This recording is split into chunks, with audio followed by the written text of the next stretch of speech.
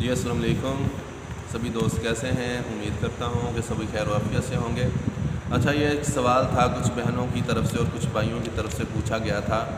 کہ جیسے دیکھیں کن چیزوں سے روزہ ٹوٹ جاتا ہے اور کن سے نہیں ٹوٹتا۔ ہمارا موضوع یہ ہے۔ دوست نے سوال کیا تھا کہ بعض دفعہ دیکھیں ہم جا رہے ہوتے ہیں یا ہمارے آگے کوئی چیز ایسی ٹرالی وغیرہ جا رہی ہوتی ہے، ریت کی لدی، تو آنکھوں میں یا منہ میں ریت اڑ کے ہوا کے ذریعے چلی جاتی ہے، تو کیا اس سے ہمارا روزہ ٹوٹ جائے گا؟ دیکھیں ایسی صورت میں آپ کا روزہ بالکل نہیں ٹوٹے گا۔ ایسے ہی اگر آٹے وغیرہ کی چکی ہے تو وہاں سے آٹے وغیرہ کی وہ جیسے کہہ لیں ڈسٹ اڑتی ہے، وہ آپ کے آنکھوں میں پڑ جاتی ہے یا منہ میں چلی جاتی ہے، تو اگر آپ منہ صاف کر لیتے ہیں تو اس سے بھی آپ کا روزہ جو ہے وہ نہیں ٹوٹے گا۔ اسی طرح بہنوں کے بارے تھا، بہنوں نے پوچھا تھا کہ بعض دفعہ ہانڈیاں وغیرہ بناتے ہوئے وہ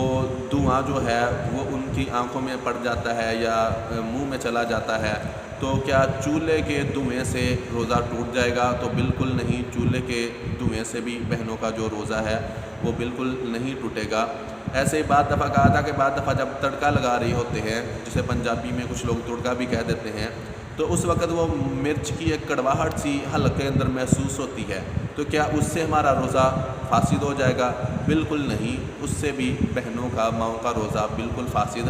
نہیں ہوگا۔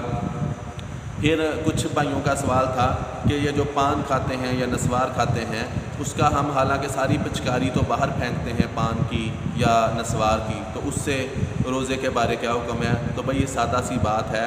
وہ اس سے ذائقہ جو ہے آپ کے حلق میں چلا جائے گا، جتنا مرضی آپ پرہیز کریں پان کا بھی اور نسوار کا بھی، ان دونوں چیزوں سے آپ کا جو وہ روزہ ہے وہ ٹوٹ جائے گا، اس لیے ان سے آپ نے احتیاط کرنی ہے۔ اور اسی طرح پھر پوچھا گیا تھا کہ پیسٹ کے بارے کیا حکم ہے؟ تو پیسٹ دیکھیں اس کا جو ذائقہ ہوتا ہے وہ آپ کے حلق میں جانے کا اندیشہ ہے، ہر حال کوشش کرنی چاہیے کہ پیسٹ سے بچا جائے، یا پیسٹ ہو تو ایسا ہو جس کا ذائقہ آپ کے حلق کے اندر نہ جاتا ہو۔ اور ایسے ہی مسواک کے بارے حکم تھا، مسواک اگر آپ نے کرنی ہے تو خشک درخت کی مسواک کرنی ہے، ایسا نہ ہو کہ آپ تازہ تازہ مسواک لے کے آئیں، وہ نیم کی ہو یا ککر کی ہو یا کسی اور چیز کی ہوگی، تو جب آپ کریں گے تو اس کا ذائقہ بھی آپ کے حلق کے اندر محسوس ہوگا، اور اس سے بھی آپ کے روزے کے ٹوٹنے کے جو خدشات ہیں وہ بڑھ جاتے ہیں۔ اس لیے اگر آپ نے مسواک بھی کرنی ہے تو آپ نے وہ خشک درخت کی مسواک لے کے کرنی ہے۔ اور اسی طریقے پھر یہ کہا گیا تھا کہ بعض دفعہ بندہ سویا ہوا ہے، سونے کے دوران اس کے اوپر غسل فرض ہو گیا، روزہ رکھا ہوا تھا، غسل فرض ہو گیا، تو کیا ایسی صورت میں اس کے لیے کیا حکم ہے؟ ایسی صورت میں دیکھیں اگر غسل خود بخود اس کے اوپر فرض ہوا ہے تو اس کا روزہ فاسد نہیں ہوگا، روزہ نہیں ٹوٹے گا۔ لیکن اگر اس نے کچھ ایسا عمل خود کیا ہے کہ جس سے اس نے اپنے اوپر غسل خود فرض کیا ہے، خود بخود ہوا نہیں تھا بلکہ فرض کیا ہے،